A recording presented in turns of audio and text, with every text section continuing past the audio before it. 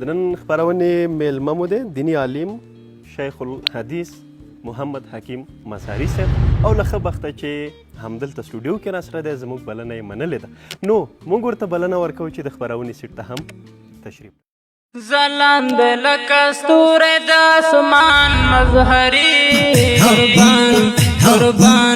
قربان مظهري صاحب قدردان مظهري قربان شیخ صاحب ډېره مننه تاسو ته سپوږمۍ خپرونه کې هرکلی وایو الله مو خوشحاله او آباد ساته چې موږ ته مو دعوت راکړو. ډېره مننه. ما چې معلومات ترلاسه کړو وایي شیخ صاحب دا د دعوت قبلولو کې یو څه سختي کوي دعوت په اسانۍ سره نه قبلوي چې دا معلومات به څه ډول وي؟ نو دعوت مسله خو دا ده چې زه مصروفه یم اکثر سهار کې 1 بجې پورې سبقونه وایو. صحیح. نن مو ستاسو د خاطره سبق کم وي نو زما دغه مجبوریت دی بیا چې ماسپښین مې پورې سبق ووایو بیا ستړي یو. صحیح. نو بیا د شپې کتاب ګورو. صحیح. نو وخت را سره نه نو دغه وجه ده چې دعوت ته اوزګار نه یو چې دعوت وخت نو بیا خامخا دعوت قبلېدل چې دی نو خو واجب دی. بله پکار دی سړی ورشي خو زه معذور یم نو معذور معافي. شیخ صاحب ډېره مننه الله تعالی دې اجر درکړي او چې زموږ بلنه مو نن منلې ده وخت مو ځانګړی کړی دی بیا ستاسې دوستانو سره نږدې ملګرو سره مو خبرې کړي دي ځینو راته یو ډول معلومات راکړي ځینو بیا بل ډول نومونه بیا وروسته درته اخلم. یو بل دوست سره مو چې خبرې وکړې هغې ویل شیخ صاحب بیا دا ډېره خوښېږي چې ملګري دوستان ډېر کله میلمانه کړي هوټلونو ته ولاړ شي کله کله تفریح هم ترسره شي دعوت ورته ورکړي دغه برخه بیا څنګه؟ نو زما خو دا ملګرتیا انتهایي ډېره خوښه ده او دوستانه چې ده نو دا د شریعت او د دین مسله هم ده. بله موږ چې دارالهجرت کې وو پاکستان کې نو زموږ خپل ملګري وو 6 ملګري وو او هره میاشت به مو یو ملګري میلمستیا کول او بیا به هغوی ته ورتلو. د دغې میلمستیا ابتدا او افتتاح هم ما کړې وه ته یو کلی و سوکنوی ورته وي نو هلته زه امام ومه نو اول دعوت هم ورته ما کړی بیا زما تر راتګ پورې تقریبا دغه 20-25 کاله بیا زموږ دا پروګرام همدغسې وچلېدو او هره میاشت په اول تاریخ چې کومه شپه به راتله نو په هغې کې به د یو ملګري سره میلمانه کېدو نو زما طبعا چې دی ملګرتیا او دوستانه ډېره خوښه ده او دوستان راته ګران هم دي او دوستان مې ډېر هم دي الحمدلله. بله خدای تعالی دې نور هم ډېر کړي. شیخ صاحب دا د دیني علومو تدریس کې څومره موده تېره شوه چې اوس هم دا چاره دوام لري؟ محترم زه خو ما د خپل والد صاحب سره د الله تعالی دې ورته مغفرت نصیب کړي. امین. کنز و دقایق ورته وایي هغې پورې موږ سبقونه مې والد صاحب سره ویلي نو بیا غالبا چې 1904 او خپل والد صاحب بیا مدرسې ته راوستم. نو بیا گنج ورته وایي پېښور کې هلته یو مدرسه وه هغې کې مو سبق وي د هغې نه وروسته بیا تختباد ورته ویل ته لاړم او بیا د هغې نه وروستو عمرزو ته لاړم عمرزو نه بیا زاخیلو ته داسې مختلفو ځایونو باندې وګرځېدم تقریبا 12 کاله مې سبق ویلی دی. بله دا خو هغه د علومو د ابتدا. بیا چې کله فارغ شوم نو کوم مدرسې نه چې فارغ شوم نو مکمنډۍ کې علوم القرآن و سنت ورته وایي بیا هملته مدرس هم شوم. بیا د هغې نه وروستو یو حادثه راته پیښه شوه د کور مشکلات زه افغانستان ته راغلم بیا رانه هغه درس پاتې شو نو بیا په 2010 کې مې بیا درس شروع کړو نوخار باندې چې دغه راغی سیلاب نو بیا د هغې نه وروستو مې الحمدلله درس نه دی پرېښی تر نن ورځې پورې درس کوو افغانستان ته چې راغلی یم دا مې 9 کال دی نو درس نه یم پاتې. بله ډېره مننه شیخ صاحب. خپرونه کې بېلابېلې برخې لرو ټولو کې پوښتنې لرو ستاسې په اړه مو معلومات ترلاسه کړي دي غواړو چې هغه ځینې مسایل چې خلکو نه ښکاره نه دي یا پټ دي هغې په اړه به هم خبرې ولرو. یو دا د دویم نوم یا تخلص ټاکنه د دې تر شا څه راز موجود دی وایي؟ دا خو د دې د متقدمینو راسې دا خبره را روانه ده مخکینی علما چې نو دوی به یو لقب لرو شهاب الدین لکه ابن حجر صاحب خپل نوم احمد دی او شهاب الدین لقب دی. صحیح. داسې نور علما مصنفین چې دي دا هر یو د پیژندلو دپاره یو لقب لري. زمونږ په دور کې زمونږ د طالبانو او د علماو اکثر شوق دی چې د یو مدرسې نه فارغ شي یا یو استاز ورته ډیر ګراني د استاز په نوم کې یوه حصه راوالي یا د مدرسې د نوم نه یوه حصه راوالي او هغې ته بیا ځان منسوب کړي. زه په خپله فارغ یم د علوم القرآن و سنت مدرسې نه، خو ځان ته مظهري وایم. د هغې وجه دا ده چې ډاګی باباجي صاحب ورته ویه زموږ استاز و، هغه سره موږ ترجمه کړې وه، نو هغه سره مې د زړه محبت و. زه دغه مدرسه کې ومه، د غټه دوره مې کوله، بیا مې د شپې خوب ولیده. خوب کې د رسول الله مبارک صلی الله علیه وسلم د روضې مبارکې ته لاړ شم، چې ومې کته نو د دې سر ته د نبي رسول الله قبر مبارک سر ته ډاګی باباجي صاحب ناست دی، الله تعالی د مغفرت نصیب کړي، اوس وفات دی. نو اوږد خوب دی خو زر ته هغه مختصر وایم. بیا چې د خوب نه راپورته شوم، بیا قلم را سره و، نو په کاغذ مې ځان سره مظهري ولیک. نو دغه ډاګی باباجي صاحب چې و حمدالله جان داجوي رحمه الله، دا را باندې قلبن ډېر ګران په دیو چې مسلک او مذهب ته ډېر خدمت کړی. دا نن چې موږ حنفیت کې خواري کوو او په حنفیت خفه کیږو په مسلک او په مذهب، نو دا د دوی برکت دی. نو ځان ته مې ځکه مظهري لیکلی دی، ځان مې هغوی ته منسوب کړی. یعنې راز ښکاره شو. ډېره مننه شیخ صاحب.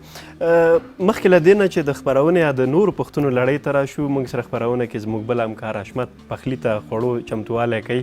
نو دا چې نن کوم څه یې تابیا کړی، خو له هغې وړاندې چای را رسېدلی دی، یو پوښتنه ترې کوم. حشمت سړی مشه په خیر راغلی. سلام، جوړ تازه. څنګه یې؟ ښه جوړ یې؟ نن خو چای بدل نن خو چای بدل ده، د شیدو چای مې آماده کړې ده. نو فرمایش راغلی و د بل ځای نه، وایي شیخ صاحب چې ده دا شیدو چای سره ډېر مینه لري، هغې خاطر هغه د خاطر مې د شیدو چای مې جوړه کړې، او بل کرايي مې هم آماده کړې ده. کړۍ په اړه خو خبرې لرو هغه شیخ صاحب سره. سلام علیکم شیخ صاحب. وعلیکم السلام. جوړ تازه، خیرات، سات مو ښه ده؟ الله خوشحاله، شکر، عزتمند شي. شیخ صاحب دا لومړی ځل دی چې سپوږمۍ خپرونه کې حشمت تورې چای یا شیدې چای راوړی دی، او رښتیا هم زه چې خبر شوم چې شیخ صاحب دغه نور چایونو سره علاقه ډېره نشته ده، همداسې ده؟ یقینا چې تور چای مې ډېر خوښ دي، او هلته دارالهجرت کې چې سفر ته به ووتم نو بیا به یو هوټل ته درېدلم. صحیح. هوټل والا ته به مې وویل چې د شیدو چای پوخ که خو اوبه پکې وانه شي، ځکه غوا اوبه څښلي دي او میخې اوبه څښلي دي، نو ته پکې دا کار مه کوه. یو کرت موږ سره ملنګ صاحب مبارک و، زموږ پیر صاحب مبارک دی، الله تعالی دې ورته درجات عالی نصیب کړي او ژوندی دی الحمدلله. نو هغه سره مو په سر مې درد و، موټرواني مې ورسره کوله. ما ته وی چې شیخ صاحب په سر دې درد دی؟ ما وی و. وی څه ته یې زړه کېږي؟ مې تورو چایو ته. نو بیا پیردوس کې یو هوټل ته یې ورته وکړم، بیا راته وی چې ما سره ګرځې نو ته به تورې چای چکې. اوس زه هره جمعې شپه پغمان ته ځم، هلته دربار دی، نو بیا ما ته تورې چای تیاروي. او شیخ صاحب موږ به یو څه اضافه کړو که چیرې موږ سره په خپرونو کې وی نو تورې چای به دلته هم پیدا کېږي. او تورې چای ډېر ضروري دي. بله.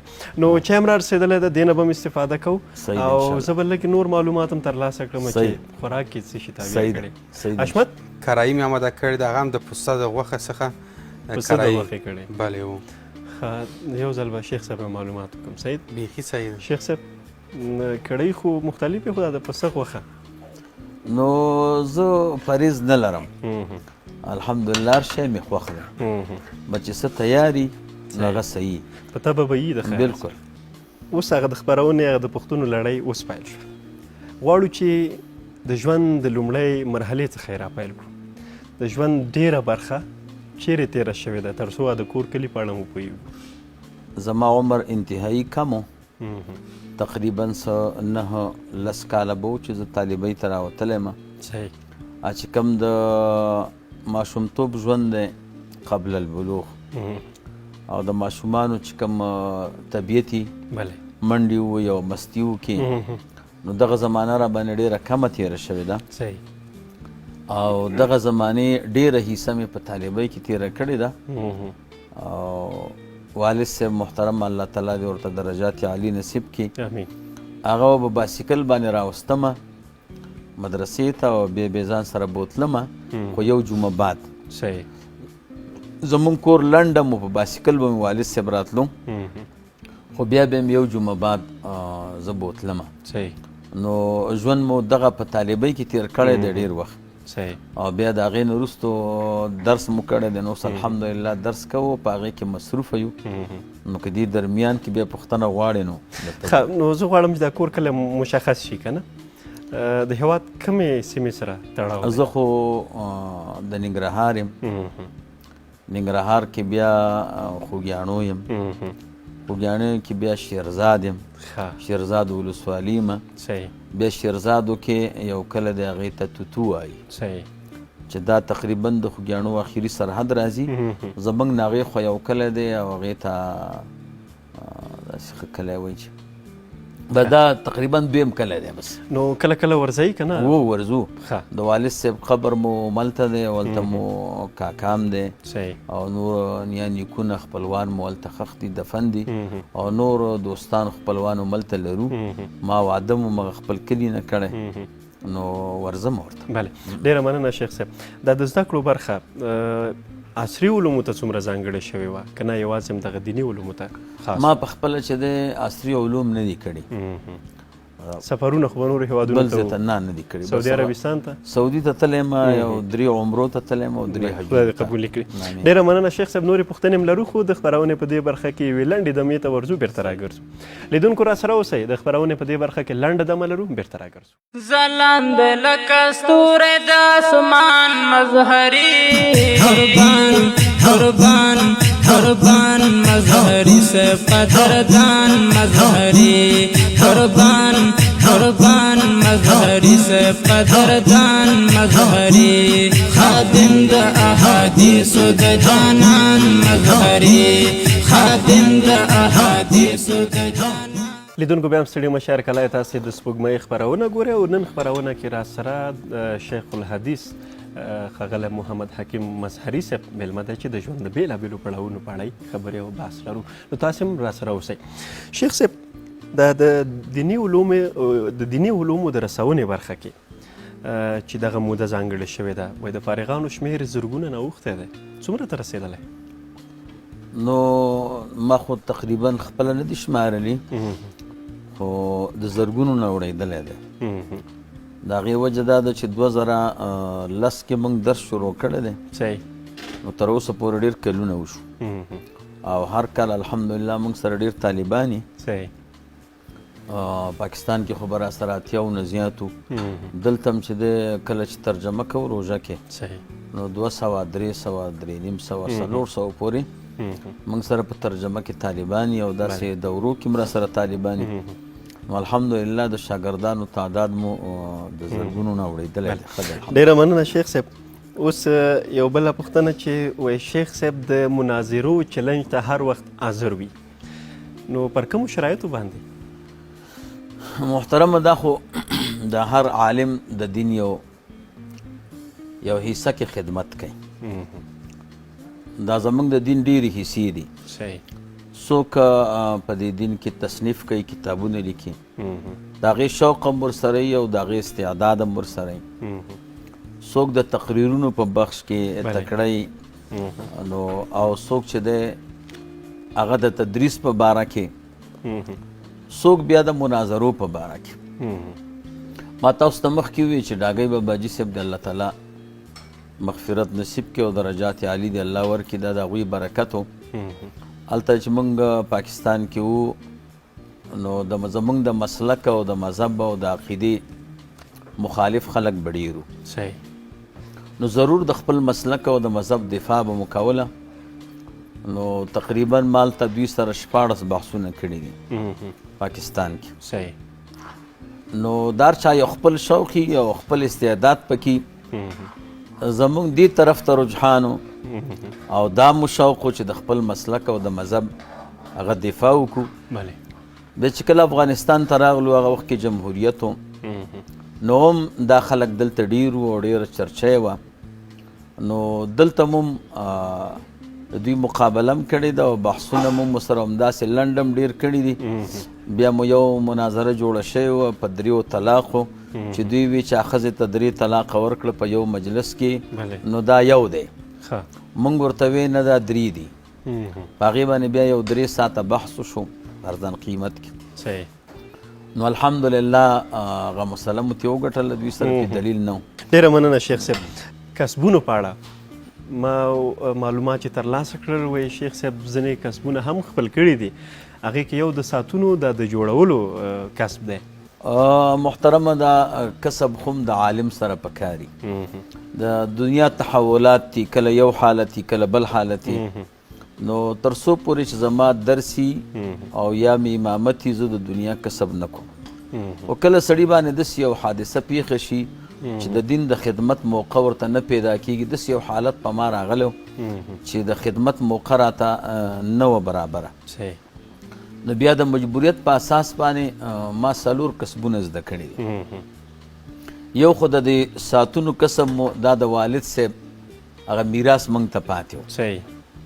زمونږ والد صاحب ساعتونه جوړول او نفقه او رزق یې په هغې باندې موږ ته ګټه بیا مو دا زده په دې که چې دا زمونږ د والد صاحب کسب بیا د هغې نه وروستو د ساعتونو کار داسې سخت هم دی او دا روپۍ هم پکې کمې دي ډېر بیا مو یخچال طریقه زده کړه تقریبا 1 کال ما د دې کار کړی او بیا فولکه مشین یې ورته وي هغه سکریم مشین دلته دغه کېږي چې هغه هینډل غوندې راکش کړي که نه نو زه پخپله د دې استاد یم او دا به مې جوړول خپله او دې کې کمپریسر مې خپله لګو ځکه چې مجبوریت او دغه مشینونه مې لګولي مو او جوړول مې او 3 نمبر د پکیو چل مې زده کړی دی پکې چې اوس وځېږي دا مې جوړول او 4م د بجلۍ دا فټنګ چې په دیوالونو کې کوي یا ګروپونه ورکې لګوي نو دا د مجبوریت په اساس مې دام زده کړي دي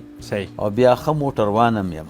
ښه د تقریر او د موټر په اړه کیسې لرو وایي شیخ صاحب څه 300 داسې کیسې شته دی چې په هېڅ کتاب کې نشته دی.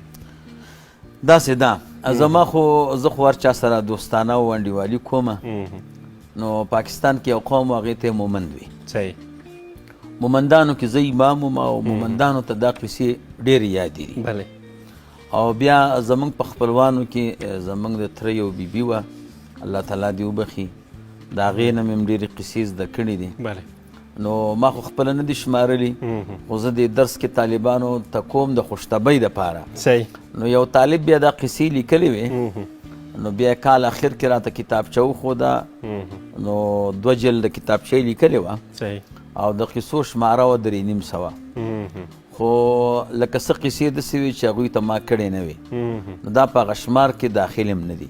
داسې یو لنډه کیسې په اړه که واورو چې مثلا دا کیسه څه په اړه وه نو قیسې خو متعلق دغه دي د مختلف متلونه دي که نه او د خلکو د پوهې دپاره دي لکه یو مثال به درته وویم چې یو سړي سوال وکړو بل ته یې ویلې چې د خدای په نوم باندې څه شی راکړه نو هغه ورته وی چې زما قانون دا دی چې سوال کوونکی سوال وکړي نو زه په دې خپله ګیره لاس وهم نو چې څومره ویښته ترې راووته نو مغونه روپۍ ورکوم نو تا چونکې سوال وکړو نو زه به په دې ګیره لاس ووهم 400 ویښته ترې راووته نو هغه چې په ګیره لاس ووه نو یو ویښته م راونوت ورته وی چې نصیب دې خرابه دی او یو ویښته م راونوته هغه ورته وی افسوس چې ګیره ستا وی او لاس زما وی تا به ویښته لیدلی وی نو داسې دا موږ هغه په باره کې کوو چې څوک تقریر وکړي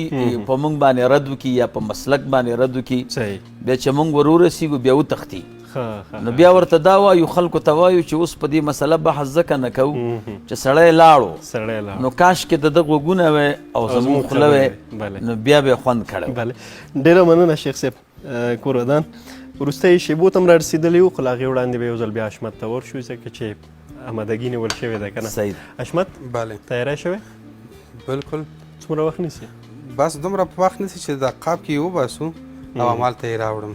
ښه او پوښتنه څه خو نه لرې که وروسته والا کوې؟ زما خو یو پوښتنه وه، ما خو درته ویلي وو چې ما ته لږ وخت راکړه. ښه دا ستا وخت مهرباني وکړه. شیخ صاحب حتی یک موضوع است که ما بدری برات بگویم که صحیح با خودم بفهمم و تو رو بفهمانم که امی غذاهای مختلف ما آماده میسازم.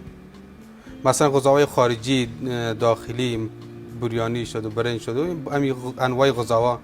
آیا یک غذاها رو که با آماده میسازیم مردم یاد میتیم و بر مردم جور میکنیم، میره برشان میتیم که نوش جان کنیم، این کدام مشکل نداره؟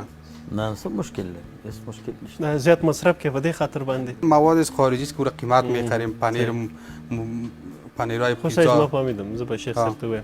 شیخ صاحب دا وایي چې دغه کله کله اسراف رانه کېږي که نه، یعنې مواد زیات استفاده کومه، خلکو بیا زړونه تخنیږي چې دغسې یو غذاګان هم ځان ته آماده کړي. په دې کې خو ما ته کوم مسله نه نشته. تاسو خو اکثر میلمانه لرئ او میلمستیا وي سره د تکلفه.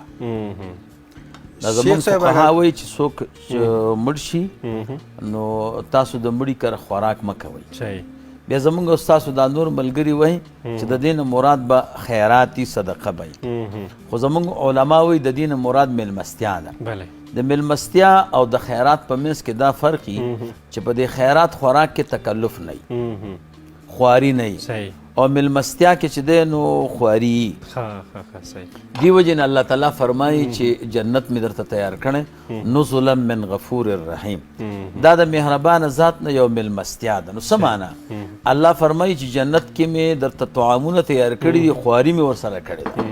څه چې تیار هغه د یار هغه پروګرام نه دی، جنت کې ښه نعمتونه دي. بله ډېره مننه. تاسو اکثر میلمانه لرئ نو میلمه دپاره خلک تکلف کوي. اگر میشه که کم تشریح زیر بدری هم بته. حشمت صاحب زما د فارسۍ نه تیر شه. ډېره مننه. حشمت ته تیاری ونیسه په خیر سره خواړه تیاري ده راوړه بس. او موږ هم یو څو پوښتنې پاتې دي. بیخي صحیح صحیح ده؟ ده. شیخ صاحب ډېره مننه. یو څو لنډې پوښتنې. وایي موټر، بیا په هغې کې فیلډر، یو شان لباس، ښه موبایل، دا مو خوښېږي؟ دا خو د دې زمانې ضرورت دی محترمه. دې زمانه کې چې لباس دې ښه نه وي، موټر د سره ښه نه وي، بیا خاص کر په افغانستان کې نو مشکله ده چې څوک دې د سلام جواب هم وکړي. بله. د موټر په اړه یو جالبه کیسه وایي وه د غلا له ډاره وایي څه چونګ چنګ کېدل. دا کیسې نه مو خبر کړه؟ کله چې زه افغانستان ته راغلم نو 18 میاشتې خو مې ډېر تکلیف تېر کړ. صحیح. بیا هلته پاکستان کې مې یو کور و، هغه مې خرڅ کړو 18 لکه روپۍ کالدارو باندې. صحیح. نو په هغه 10 لکو مې کور دلته واغسته پولي چرخي کې. دغه 8 لکه روپو مې فیلډر واغست. فیلډر مې ځکه واغسته چې افغانستان کې مالته ما سره الټو وه. صحیح. او دلته خو الټو کې څوک واښه هم نه وړي. نو بیا مې سوال وکړو چې خدای ښه موټر راکړي. بیا مې یو ملګری ځان سره بوتله بارګین ته. نو هغه راته دا کرولا اغسته. صحیح. بارګین والا راته وی چې کرولا خو نه لرم، خو که دا فیلډر اخلي دغه خلیجي فیلډر و. صحیح. او ما خو فیلډر نه و چلولی چې پکې کېناستېدم ډېره مزه یې راکړه. نو هغوی راته وی مې اخلم او چې نه زه ستاسو خبره نه منم. صحیح. نو فیلډر مې واغستو خو عجیبه دا وه چې کور کې مې ودرو، زموږ د کور دروازه هم خرابه وه او دیوال هم چې دی ټیټ و. صحیح. او ژمی و، زه یې ننه ویده ومه. صحیح. د کړکۍ سره خواته پرده مې را ځوړنده کړې وه. دې کې د شپې ګړبارې شو چې راپورته شوم. دې کټ کې فکر مې کو چې خدایه دا خو افغانستان دی او دا افغانان ډېر پهلوانان دي، زور هم پکې ډېر دی. صحیح. او سوکان او لغت هم وارئ. اوس به څه کېږي؟ دا فیلډر بیا ګړبېدو. ما چې بس ویستو نو به دعا مې وکړه چې خدای پاکه د دې غلطۍ انتظام وکړي، ما سره خو هېڅ نشته. صحیح.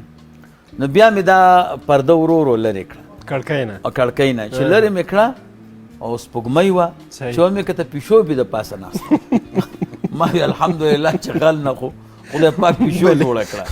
نو ډېر تکلیف را باندې تېر. ډېره مننه. یو بله موضوع وایي تقریر چې کله ډېر جالب شي تقریر نیمه کې پرېږدئ.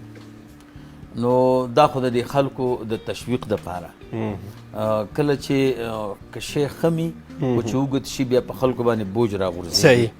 نو زه خلکو ته چې دی نو تقریر کوم او بیا داسې ځای کې پرېږدم چې آینده جمعه کې یا په آینده جلسه کې دوی زما خبرې ته په شوق کیني او وایي چې دې ځای کې ولې پاتې ده چې دا پوره کړي. صحیح.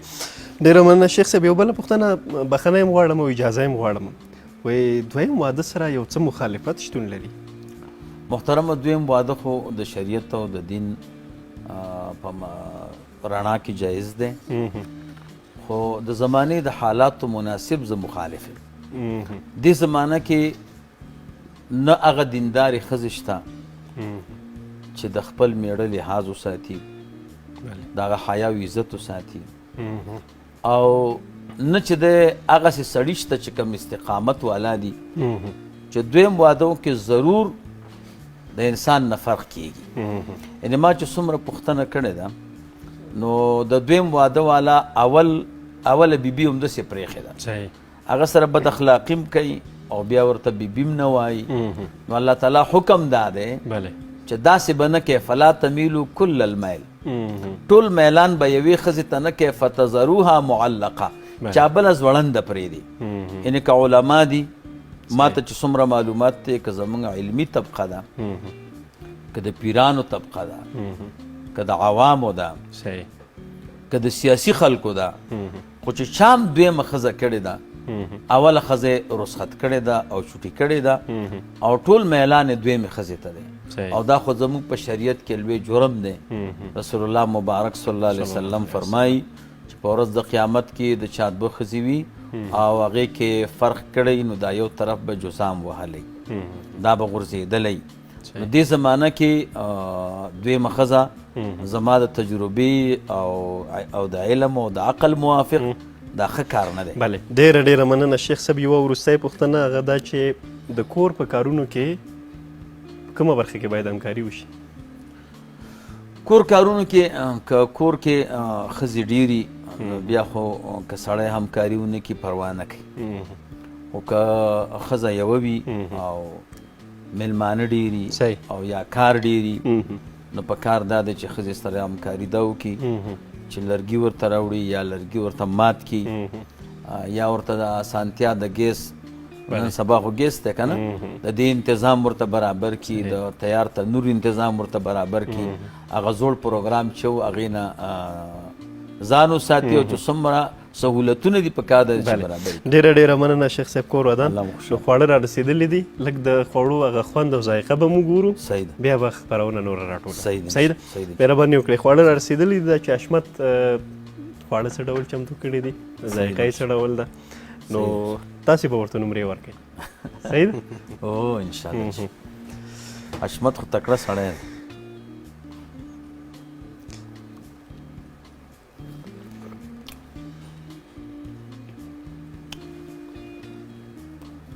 او خوراکونو کې شیخ صاحب چې کله کله مثلا ملګرو ته دعوت ورکوي یا چېرته تفریح باندې ځئ، ځانګړی فرمایش چی؟ نه، دغه خو د ملګرو خواهش دی د ټول اتفاقي شی غوښه ده. صحیح. نو د غوښه دار چا خوښه ده، غوښه چا خوښه ده. نو ډېر ښه خوند دی او ماشاءالله حشمت صاحب خو ښه اشپز دی او 100 نمرې بیا وګټلې لږ بس کمی نشته دی. نه نشته دی که نه؟ بله شیخ صاحب ډېره ډېره مننه. کور ودان چې زموږ بلنه مو منلې وه، انشاءالله چې خواړه به همدلته موږ تاسې نوشجان کوو، وخت لرو ورته. نو په وروستیو کې که کومې خبرې او پیغام لرئ مهرباني. الله مو خوشحاله او آباد ساته. امین. او زه خلکو ته دا پیغام لرم چې د هر انسان درې تمناګانې دي، ورزوګانې دي. صحیح. یو دا ده چې الله تعالی د عزت ژوند راکړي. امین. دویم دا ده چې د خوشحالۍ ژوند راکړي. درېیمه دا ده چې دا د دنیا ژوند د آخرت ذریعه وګرځي. او دا درې واړه خبرې دا په دین کې دي، یا د دین خدمت کول، بله، یا په دین عمل کول، یا د دیندارو سره محبت کول. بله. د دریو واړو خبرو باندې الله تعالی انسان ته دنیا او د آخرت کامیابي ورکوي. مخکې به دا فکر د خلکو و چې مال کې به سکونی، صحیح، مالونه خلکو ته ورکړی شو خو سکون نه. بله. یعنې تاسو به اورېدلي چې ډېر مالداره سړی و او هغه ځان مړ کړ. صحیح. بچیو کې سکون نشته، واده کې سکون نشته. نو که زه درته قسم وکړم نو حانس به نشم، ټول سکون په دین کې دی. او کله کله چې زه کتاب ته کښېنم یا درس ته، دومره خوشحالي را باندې راشي زه یم چې د خوشحالۍ نه به مړ شي کاش کې ټول خلک د دې مزې او د دې خوند خبر بله ډېره مننه شیخ صاحب د کتابونو په اړه هم راته ویل شوي چې شیخ صاحب کتابونو سره هم ډېره ځانګړې مینه لري او خپل کتابونه یې هم تر چاپ لاندې دي نو مفتي صاحب نه به مننه وکړو چې موږ ته یې د شیخ صاحب په اړه معلومات راکړي مفتي صاحب خاکسار په اړه مو هغې نه مې ستاسې په اړه معلومات ترلاسه کړي او هم سیرت صاحب پکې ملګری و الله مو خوشحاله کړي ډېره مننه شیخ صاحب عزتمن شي کور ودان حشمت له تا مننه چې زیار دې ویسته خواړه دې چمتو مننه بله برخه هم لرو په ټولو تخنیکي همکارانو څخه هم مننې چې زموږ د خپرونې په جوړښت کې راسره مرسته وکړه تر بلې خپرونې ښه وختونه ښې شېبې لوی الله مظهري صاحب قدردان مظهري قربان مظهري صاحب قدردان مظهري خادم د احادیثو د جان